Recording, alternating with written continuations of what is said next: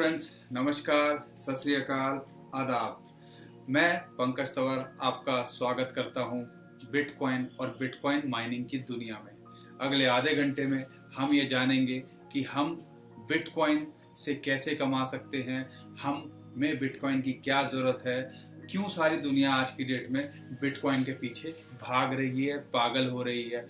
एक ऐसी करेंसी के बारे में बात करेंगे जो 2009 में जिस करेंसी का इजाद हुआ और वो मात्र 6 रुपए की होती थी, ऐसा क्या है कि आज वो 70,000 के रेट को छू रही है। वो जानने की कोशिश करेंगे हम अगले आधे घंटे में। Let's start the work. Bitcoin को अगर समझना है तो हमें इसको 4 पार्ट्स में डिवाइड करके समझना पड़ेगा। सबसे पहले हमें यह समझना पड़ेगा कि बिटकॉइन है क्या। बिटकॉइन समझने के लिए हमें पीछे बैकग्राउंड में जाना चाहिए और जाना पड़ेगा। तो इसको हम 4 भाग में या 4 पार्ट्स में एक्सप्लेन करने की कोशिश करेंगे। पहला जो रहेगा उसके अंदर करेंसी क्या है और हमें बिटकॉइन की जरूरत क्यों पड़ी। दूसरा पार्ट में हम डिस्कस करेंगे इस डिजिटल दुनिया को, क्या आज की डेट में सारी चीजें क्यों और कैसे हमारे आंखों के सामने डिजिटल हो गई हैं। एक नंबर, एक मोबाइल और एक इंटरनेट बन के रह गई हैं। तीसरा हम डिस्कस करेंगे कि बिटकॉइन माइनिंग क्या होती है और हम इससे कैसे एडवांटेज उठा सकते हैं और हम इसमें क्या रोल प्ले कर सकते हैं। और तीसरी चीज कि एक बिजनेस, ग्लोबल बिजनेस अपॉर्चुनिटी कैसे आप यूज कर सकते हैं और इससे आप लाखों करोड़ों कमा सकते हैं। शुरू करते हैं दोस्तों। बिटकॉइन को समझने के लिए हमें बैकग्राउंड में जाना पड़ेगा, हजारों साल पीछे जाना पड़ेगा, जब हमारी सभ्यता और कह सकते हैं कि हम लोगों ने इकट्ठे रहना शुरू किया था। आदिवासी सिस्टम से जब हम सिविलाइजेशन में आए थे, हड़प्पा संस्कृति, मोहनजोदारो, तो उस टाइम पे अगर आप सोचेंगे तो ट्रेड कैसे होता था। अल्टीमेटली आप समझिए बिटकॉइन भी एक डिजिटल करेंसी है और करेंसी का काम क्या होता है, खरीदने और बेचने का। अगर मुझे आपको कुछ खरीदना नहीं होगा, आपको मुझसे और मुझे आपसे, तो क्या we really do need a currency? Not at all. Currency का काम होता है खरीदने बेचने का, और खरीदने बेचना अब से नहीं चल रहा साहब, हजारों साल से पहले से चल रहा है। अगर आप नोटिस करेंगे, जब हम लोगों ने इकट्ठा साथ रहना शुरू किया था, जब हमारी सिविलाइजेशन डेवलप होनी शुरू हुई थी, तो कैसे होता था ट्रेड, कैसे होता था लेन देन। सबसे पहली जो चीज थी जिससे हम ट्रेड करते थे, या कह सकते हैं सबसे पहला सिस्टम था जिससे हम ट्रेड करते थे, वो था बार्टर सिस्टम। यानी कि आपने मुझे कुछ दिया, मैंने आपको कुछ दिया। लेन देन का यही तरीका था। आप गेहूं उगा रहे हैं, मैं चावल उगा रहा हूं। आपसे मैंने गेहूं ले लिए, मैंने आपको चावल दे दिया। आपके पास गाय है, मैंने आपसे दूध ले लिया। मेरे पास मुर्गियां हैं, मैंने आपको अंडे दे दिए। तो हम दोनों की नीड फुलफिल हो गई। हजारों साल तक ऐसे ही सिस्टम चलता रहा। बट कुछ सिस्टम होता है तो उसको एक टाइम के बाद में आपको अपग्रेड करने की, या ह्यूमन मैनकाइंड को लगा कि हाँ, अब हमें इससे आगे जाना चाहिए, क्योंकि बार्टर में कुछ कमियां थी। वो बार्टर में कमियां क्या थी वो मैं आपको बताता हूँ। बार्टर में सबसे बड़ी जो कमी थी वो ये था कि हम लेन देन तो कर रहे हैं, हम खा पी रहे हैं, एक्सचेंज कर रहे हैं, बट क्या हम उसकी वैल्यूएशन कर सकते हैं? नहीं। मैंने कितना गेहूं दिया, मैंने कितना आपसे चावल लिया, कोई वैल्यूएशन का सिस्टम नहीं था। तो इसी प्रॉब्लम को सॉल्व करने के लिए सबसे पहली करेंसी का इजाद हुआ, जिसको कहते हैं गोल्ड, यानी कि सोना।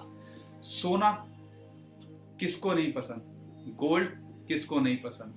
दुनिया में किसी भी कोने में चले जाइए, आपको सोने की वही वैल्यू मिलेगी जो इंडिया में मिलेगी, वही वैल्यू मिलेगी अमेरिका में चले जाइए, वही वैल्यू मिलेगी साउथ अफ्रीका में चले जाइए, दुनिया के किसी भी कोने में चले जाइए, 2-4-5% का फर्क रहेगा। बिकॉज दुनिया में सबसे प्यारा है सबको सोना। वो वाला सोना नहीं, सोना मीन्स गोल्ड, गोल्ड, गोल्ड। लेकिन जैसे बार्टर में कुछ प्रॉब्लम्स थी, ऐसे ही काफी टाइम तक, हजारों साल तक गिन्नियां, अशर्फियों में हम लेन देन करते रहे।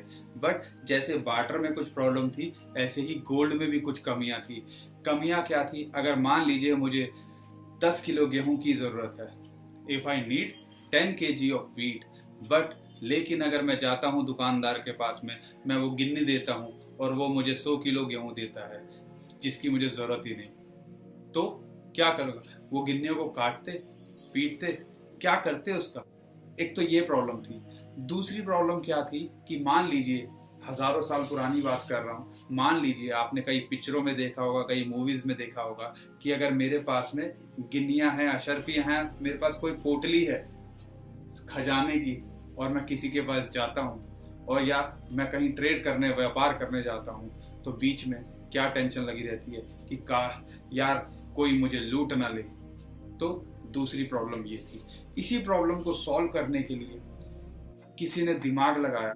एक चाइनीज राजा ने अपना दिमाग लगाया और उसने कहा कि अपनी प्रजा को कि साहब, जितना भी आपके पास सोना है, अपनी प्रजा को उसने कहा कि जितना भी आपके पास सोना है मेरे पास ले आइए, मैं उसके बदले आपको कुछ पर्चियां लिख के दूंगा, जो भी उस राज्य की करेंसी होगी, मैं वो पर्चियां लिख के दूंगा और उसी से आप मेरे पूरे राज्य में ट्रेड कीजिए। तो वो सिस्टम चल पड़ा। वही सिस्टम हम आज भी लागू करते हैं। उस राजा को देख दूसरे राजाओं ने भी यही शुरू कर दिया, सोना रखवाना शुरू कर दिया और वो पर्चियां बना के पूरे अपने राज्य में यूज करना शुरू कर दिया।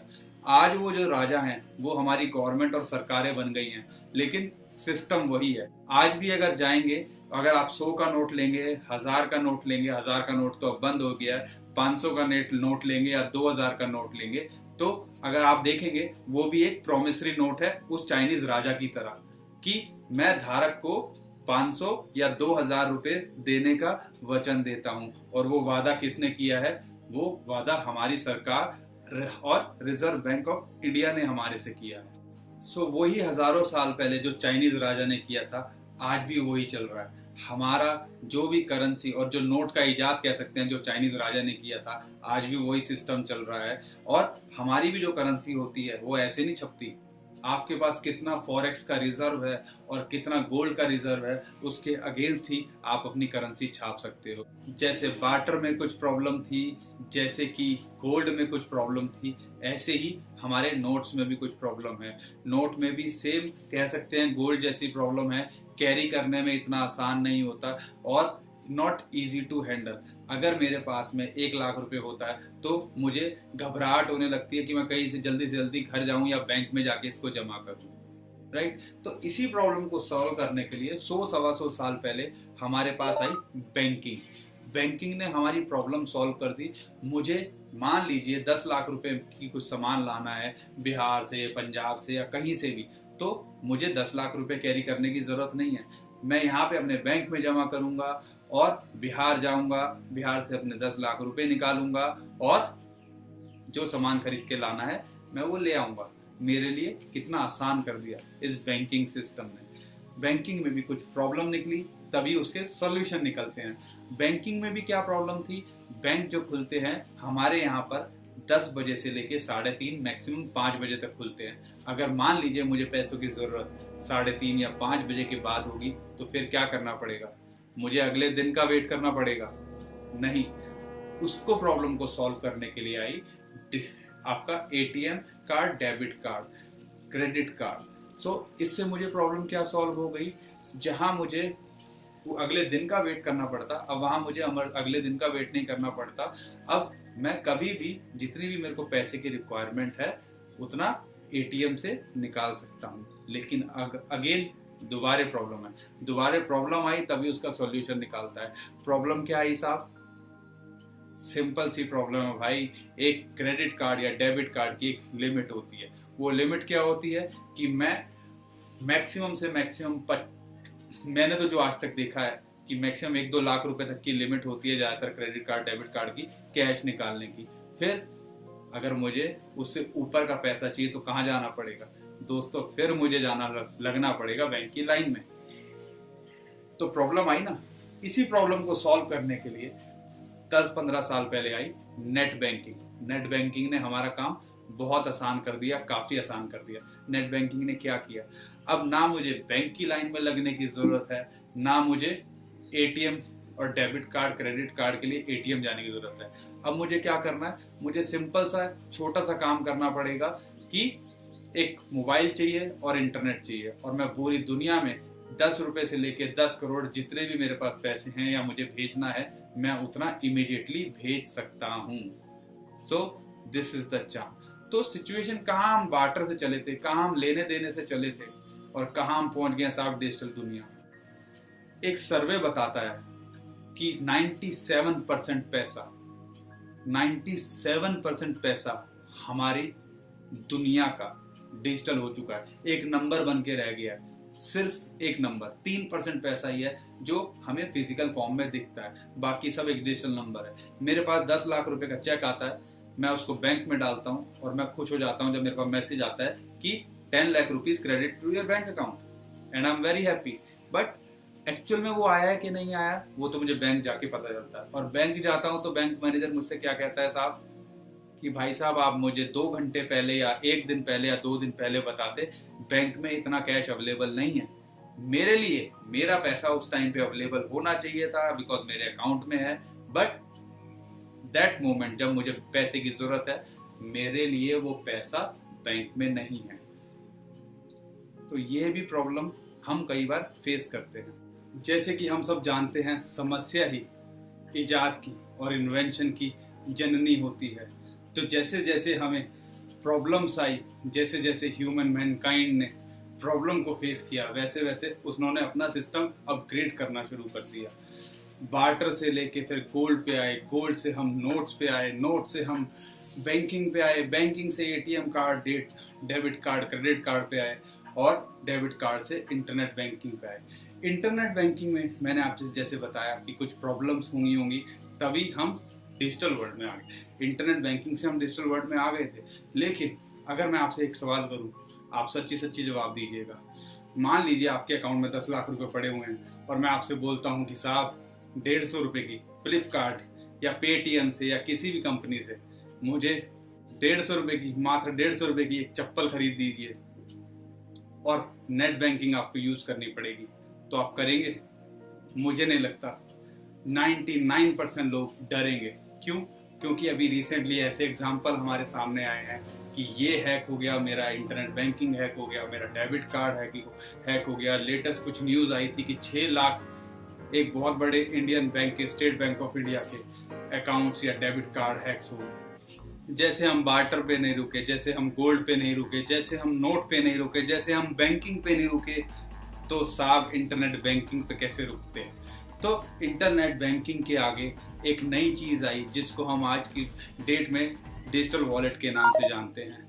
हमारे देश में बहुत कॉमन एक डिजिटल वॉलेट है जिसका नाम है पेटीएम, मोबीक्विक, पेयू मनी। ये सब क्या है? एक डिजिटल वॉलेट है।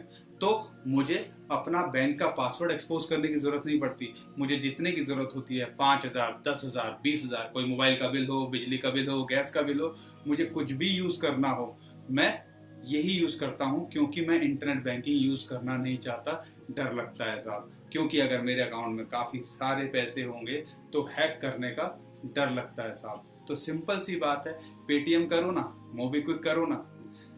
तो जैसे जैसे हम डेवलप होते गए, वैसे वैसे हमने नई चीजों को अपनाना शुरू कर दिया। अगर मैं एक छोटी सी केस स्टडी आपके सामने शेयर करूं, मान लीजिए 20 साल पहले की बात करूं, तो एटीएम कहाँ पे होता था, उसकी एक्सेप्टेंस कहाँ थी? बहुत कम लोग एटीएम को या क्रेडिट कार्ड डेबिट कार्ड को यूज करते थे, ना के बराबरी थे। क्योंकि ज्यादातर जो एटीएम यूज होते थे वो मेजर सिटीज, दिल्ली, मुंबई, ऐसी ऐसी जगहों पे, ज्यादातर मेट्रोपॉलिटन सिटीज में थे। बट आज की डेट में अगर आपके पास में कैश नहीं है साहब और आपके पास एटीएम डेबिट कार्ड है, आप कहीं घूमने के लिए सोचोगे नहीं, आप निकल जाओगे। क्या कहोगे दोस्तों से? यार रास्ते में से कहीं से कैश निकाल लेंगे, या जिस होटल में रुकेंगे वहां पे एटीएम से पेमेंट कर देंगे। कहां से हम 20 साल पहले जो चीज हम सोच नहीं सकते थे, आज वो हमारे लिए एक कन्वीनियंस बन गई है। ऐसे ही अगर मैं 4 साल पहले की बात करूं, पेटीएम 4-5 साल पहले आया था हमारे देश के अंदर। पेटीएम, अगर मैं आपको बोलता ना कैश है ना आपके पास एटीएम डेबिट कार्ड है और पूरा इंडिया घूमाओ, आप एक बार के लिए सोचते कैसे जाऊंगा। बट आज की डेट में मैं बोलता हूँ ना आपके पास कैश है ना क्रेडिट कार्ड है और आपके पास एक मोबाइल है जिसके अंदर पेटीएम का ऐप डला हुआ है और पूरा इंडिया घुमाओ, आप सोचोगे? नहीं सोचोगे, क्योंकि हर जगह पेटीएम यूज होने लगा है, यानी कि एक डिजिटल वॉलेट यूज होने लगा है। और आज मैं अगर आपसे बोलता हूँ कि आपके पास पेटीएम है, पूरा इंडिया घुमाइएगा, बट फिर से अगर मैं आपसे बोलता हूँ कि सर आपके पास सिर्फ पेटीएम है और पूरा वर्ल्ड घुमाइए, घूम के आ सकेंगे? मुश्किल रहेगा, नामुमकिन ही रहेगा। बिकॉज पेटीएम जो चलता है वो सिर्फ हमारे इंडिया में चलता है, उसके बाहर जाना पड़ेगा तो हमें डॉलर या पाउंड ही लेके जाना पड़ेगा। तो इसी प्रॉब्लम को सॉल्व करने के लिए 2009 में आई बिटकॉइन। आप कह सकते हैं दुनिया की सबसे पहली डिजिटल करेंसी है या क्रिप्टो करेंसी है, जिसको 160 देश एक्सेप्ट करते हैं और 48 देशों में ये लीगल है। सो अब हम बात करेंगे बिटकॉइन के बारे में। ऐसा क्या है बिटकॉइन? बिटकॉइन ऐसा क्या है बिटकॉइन के अंदर जो सारी दुनिया उसको पाना चाहती? सो दोस्तों, अब हम बात करते हैं बिटकॉइन की। बिटकॉइन दुनिया की सबसे पहली डिजिटल करेंसी और दुनिया की सबसे पावरफुल डिजिटल करेंसी। अगर इंटरनेट एक देश होता तो बिटकॉइन उसकी राष्ट्रीय करेंसी होती। ये मैं भी बोलता हूं और काफी और लोग भी ये बोलते हैं और समझते हैं। तो जानते हैं बिटकॉइन क्या है। बिटकॉइन 168 देशों में एक्सेप्ट किया जाता है, मतलब ट्रेड किया जाता है, उससे खरीद बेच होती है और 48 देशों के अंदर इस पे बाकायदा टैक्स लगता है, ये लीगल है। अगर मैं बिटकॉइन की बात करूं तो 2009 में एक प्रोग्रामर और यू कैन से एक आदमी ने उसकी इजाद करी जिसका नाम है सतोशी नाकामोटो। सुनने में जापानीज लगता है, जापानीज है, चाइनीज है, कोई इंडियन है, अमेरिकन है, क्या है ये किसी को नहीं पता। बहुत लोग बीच बीच में अपने आप को सतोशी नाकामोटो बोलते हैं, बट वो सब फेल हुए। तो इट मीन्स एक ऐसा इंसान, उसने क्या किया, एक ऐसी करेंसी बना दी जिससे हमारे पूरे वर्ल्ड का भला हो गया और आज की डेट में एक वो एवोल्यूशन है, बट उसकी आइडेंटिटी किसी को नहीं पता क्या है। तो 2009 में सतोशी जी ने ऐसा क्या किया? 2009 में सतोशी जी ने बिटकॉइन नाम का एक सॉफ्टवेयर बनाया और उसके अंदर 2-3 फीचर्स डाले। पहला फीचर जो उन्होंने डाला कि ये लिमिटेड होंगे तो इट मीन्स बहुत प्रेशियस होंगे, क्योंकि जो भी चीज लिमिटेड होती है जैसे लाइक गोल्ड, वाटर, सारी चीजें बहुत प्रेशियस मानी जाती हैं। तो उन्होंने उसमें सिर्फ ये जो बिटकॉइन बनेंगे ये सिर्फ 2 करोड़ 10 लाख ही बनेंगे, ना इससे ज्यादा बनेंगे ना इससे कम बनेंगे। तो सबसे पहली चीज उन्होंने ये डाली कि इसके अंदर पूरी दुनिया में 2 करोड़ 10 लाख ही बिटकॉइन बनेंगे। दूसरी जो फीचर डाली उन्होंने कि ये टाइम बाउंड होंगे। ऐसा नहीं है कि आपने बिटकॉइन एक साथ बना दिए, ये 10 मिनट के अंदर 50 ही बनते हैं। 2009 से 10 मिनट में 50 ही बनते हैं। और जो तीसरी चीज उन्होंने डाली वो डाली हाफिंग इफेक्ट। ऐसा नहीं है कि 10 मिनट 50 ही बनते रहेंगे, 10 मिनट में 50 बनेंगे और हर 4 साल के अंदर ये आधे हो जाएंगे, मींस इनकी प्रोडक्शन आधी हो जाएगी। 3 फीचर की दोबारा मैं समझाता हूं आपको। पहली से सिर्फ 21 मिलियन बनेंगे, यानी कि 2 करोड़ 10 लाख ही बनेंगे। दूसरा, ये 10 मिनट में 50 बनेंगे। तीसरी, ये हर 4 साल में आधे हो जाएंगे। अभी तक 1 करोड़ 60 लाख बिटकॉइन बन चुके हैं। अगले 50 लाख बिटकॉइन बनने में आपको क्या लगता है कितना टाइम लगेगा? 1 करोड़ 60 लाख अगर बन चुके हैं ऑलमोस्ट 7-8 साल के अंदर, तो 50 लाख बनने में कितना टाइम लगेगा? 2 या 3 साल, मैक्सिमम 4 साल। तो साहब तीसरे पॉइंट पे दोबारा से ध्यान दीजिएगा, जिसको मैंने बोला था हाफिंग इफेक्ट। हर 4 साल में ये आधे हो जाएंगे। तो यानी कि आखिरी जो बिटकॉइन बनेगा उस बिटकॉइन को बनने में 124 साल लगेंगे। आप नहीं समझे 124 साल कैसे लगेंगे? आप तीसरे पॉइंट पे दोबारा से ध्यान दीजिएगा। 2009 से 2012 तक ये कितने बनते थे? 10 मिनट पे 50। 2012 से लेके 2016 जून तक ये 10 मिनट में बनते थे 25। 2000 जून 16 से लेके 20 तक, ये हर 10 मिनट में कितने बनेंगे? 12.5। यानी कि आज की डेट में इसकी प्रोडक्शन 12.5 है। 20 से लेके 24 तक ये बनेंगे 6.25। ऐसे ऐसे करते हुए 124 साल लग जाएंगे। शायद आई विश कि आप सबकी इतनी लंबी उम्र हो, बट 124 साल बहुत होते हैं। शायद हम में से कोई आखिरी बिटकॉइन बनते हुए देखने के लिए जिंदा ही नहीं बचेगा। इन फीचर्स मैंने आपको बताए। पहली चीज जो इसमें सबसे पहले ध्यान देने की बात है वो है ये 21 मिलियन बनेंगे, 2.1 करोड़, 2 करोड़ 10 लाख ही बनेंगे। दूसरी चीज ये टाइम बाउंड रहेंगे, 10 मिनट में 50 ही बनेंगे। तीसरी चीज ये हर 4 साल में इनकी प्रोडक्शन आधी हो जाएगी। ये बिटकॉइन की प्रोग्राम में पहले से सेट किया हुआ है। इसमें एक और बहुत अच्छी चीज है। ऐसा क्या है, आज तक कभी आपको पेटीएम किसी ने बताया? रुपया किसी ने आके बताया? आपको कभी किसी ने डॉलर पाउंड बताया? तो ऐसा क्या है कि हम पूरी प्रेजेंटेशन बना रहे हैं बिटकॉइन के ऊपर? ऐसा क्या है साहब कि बिटकॉइन बताने की जरूरत पड़ रही है? सोचिए, बिटकॉइन और ऐसा वर्ल्ड के अंदर ऑलमोस्ट 200 के आसपास फिएट करेंसी हैं, डॉलर पाउंड रुपया करके, राइट? और ऑलमोस्ट 1000-2000 डिजिटल करेंसी होंगी। ऐसा क्या है कि बिटकॉइन आपको समझाना पड़ रहा है? ये दुनिया की सबसे पहली डिसेंट्रलाइज करेंसी है। मतलब it is controlled by us. इसका कोई गवर्निंग अथॉरिटी नहीं है।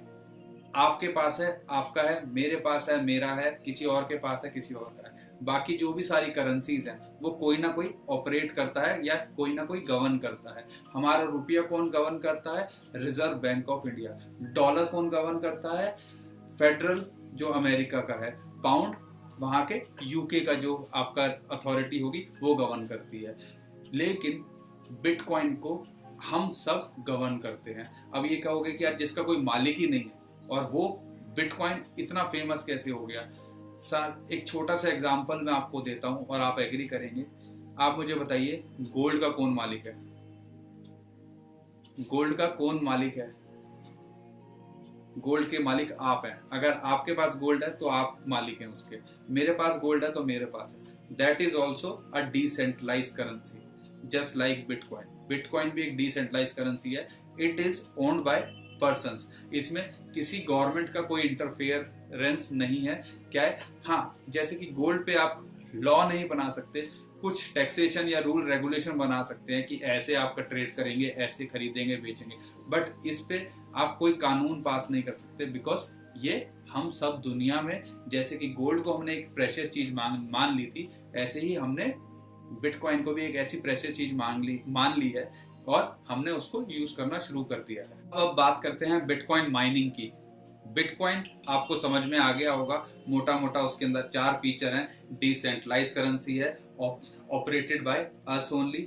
दूसरी जो उसकी एडवांटेज है वो है कि वो सिर्फ 2 करोड़ 10 लाख ही बनेंगे। तीसरी एडवांटेज है उसकी कि वो हर 10 मिनट 50 बनेंगे। और चौथी जो एडवांटेज है वो हाफिंग इफेक्ट है, यानी कि हर 4 साल में ये आधे हो जाएंगे। यानी कि मुझे पता है सप्लाई कम हो जाएगी, डिमांड रोज बढ़ रही है तो प्राइस अप जाएगा। आप गूगल पे सर्च मारिएगा, एक फेमस स्टोरी मिलेगी आपको कि एक बिटकॉइन जो 6 रुपए का था, एक कोच करके एक पर्सन है जिसने की $27 के, उस टाइम पे $1350 के आसपास की उसकी कॉस्ट रही होगी, $27 के बिटकॉइन खरीदे थे 2009 में। आज उनकी वैल्यू $8,86,000 डॉलर है। तो यानी कि अगर इंडियन करेंसी में कन्वर्ट करेंगे तो अप्रोक्सीमेटली 6.5-7 करोड़।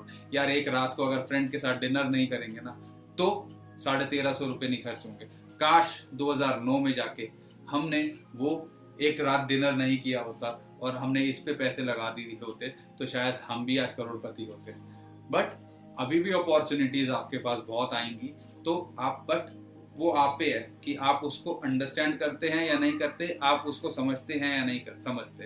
तो अब हम बात करते हैं कि बिटकॉइन बनता कैसे है। अभी भी आपके पास मौका है। Now we start with bitcoin mining. What is bitcoin mining? Mining से हमें याद आता है कि सोने की खदान में जाएंगे, सोने की खदान में जाएंगे और खोदना शुरू कर देंगे, यही आता सर? खुरपी पाने सबको लेके जाएंगे? नहीं सर। जब हम डिजिटल दुनिया की बात करते हैं साहब, डिजिटल वर्ल्ड की बात करते हैं, तो इसकी माइनिंग भी डिजिटली होती है। अब डिजिटली माइनिंग कैसे होती है इसको आप समझने की जरूरत है। सतोशी नाकामोटो जी हमारे सॉफ्टवेयर बना गए थे। हार्डवेयर और सॉफ्टवेयर के कॉम्बिनेशन से बिटकॉइन माइनिंग होती है। अब वो होती कैसे, अब आप समझिए।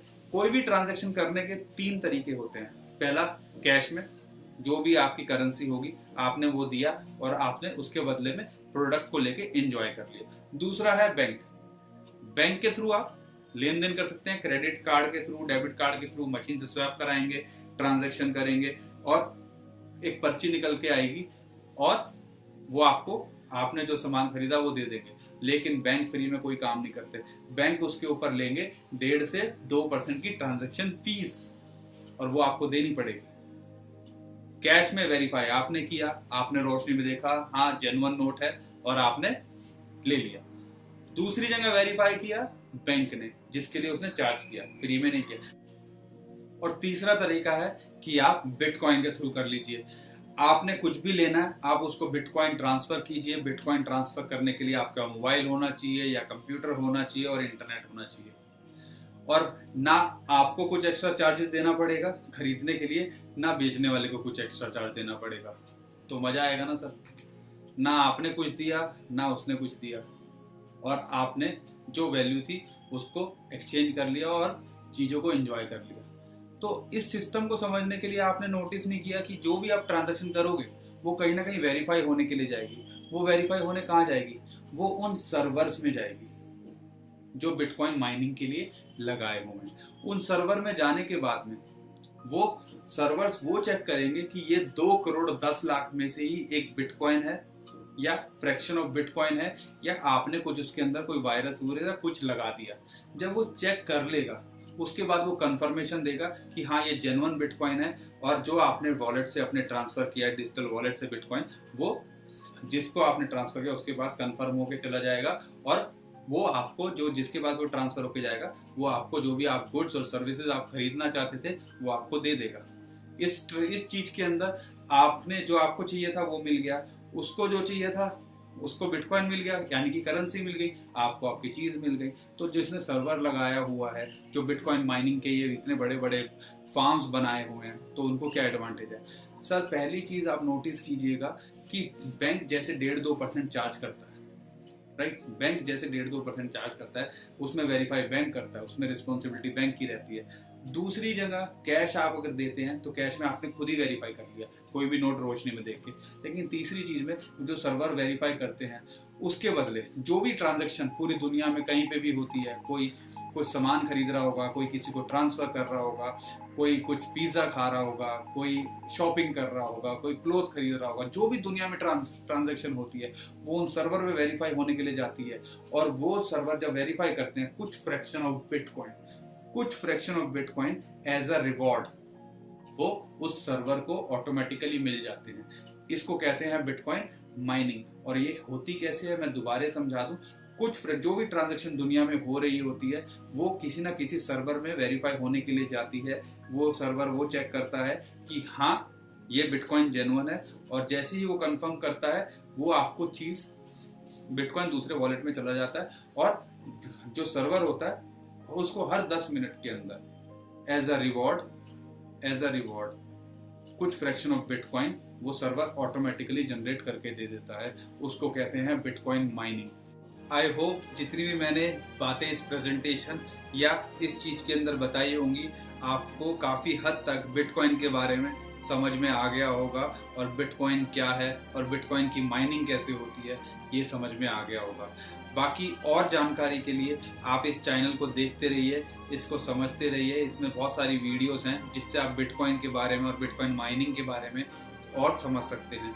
बाकी बिटकॉइन से आप कैसे कमा सकते हैं इसको आप देखिएगा मेरी नेक्स्ट वीडियो के अंदर कि how you can earn from bitcoin mining और bitcoin trading. So for now धन्यवाद, सत श्री अकाल, आदाब, जय हिंद।